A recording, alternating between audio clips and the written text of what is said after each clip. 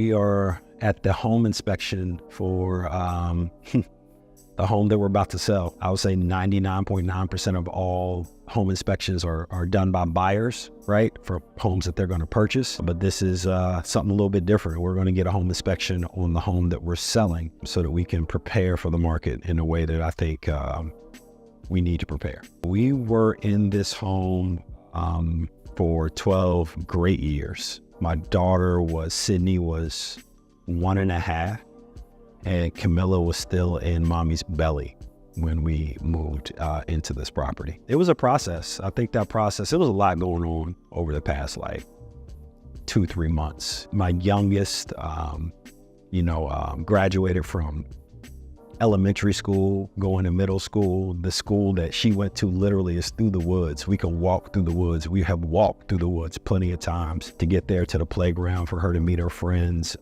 My oldest also went to that school from like first grade on. Emotionally, it was a lot. It was a lot more than I thought it was going to be. And it gave me a better understanding for especially clients that are having an emotional, as a realtor, sometimes it's real easy to just say, look, it's the X's and O's. It's a great time to sell. There's an emotional tie that you got to unwind a little bit. And I unwinded it. I don't think I fully let go of all of it. I think the first step was that everything is out of here, and we moved everything into our new home before we started to get the process of selling this home. That new home feels like a home now, but there's still small parts of this place that feels like a home too. Every time I come back, I walk through it and there's a memory or a thought of love and of happiness. And this is the Fresh Prince's new definition of summer madness.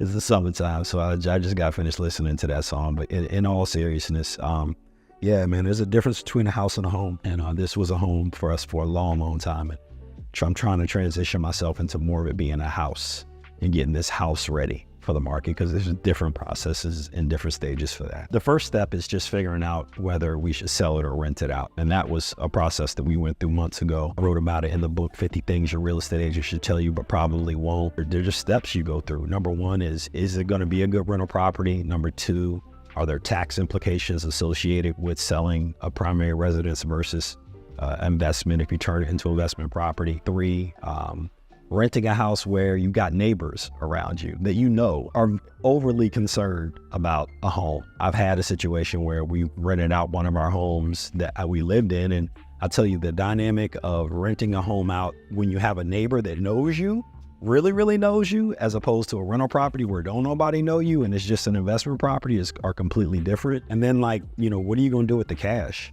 So for us, we got a new, bigger home. We got a lot of projects that we want to do there. So the divesting of this was a really smart decision. We feel like we're doing it at the top of the market. You don't want to divest at the bottom of the market. So that's the first step. The second step is just the timing. So for us, it was a lot going on, and we just didn't want to sell and move at the same time. Sydney was getting out of school. We had already purchased the new home, so we just made a decision to use our HELOC, our home equity line of credit, use that as for the down payment on the new home, and then not really slow roll, but make this process of getting this done on our own timeline a little easier for us. It's going to work out. It's going to work out. This home's going to show great.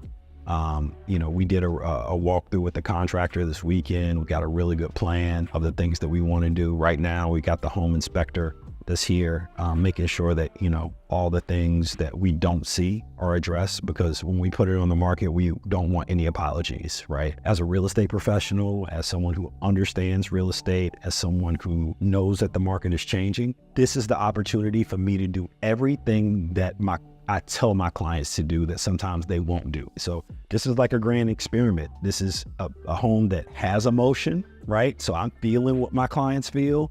This is also a home that I want to net as much money as I possibly can out of. And this is a home that we can kind of take y'all on the journey of, so you can see it from A to Z and see how it turns out.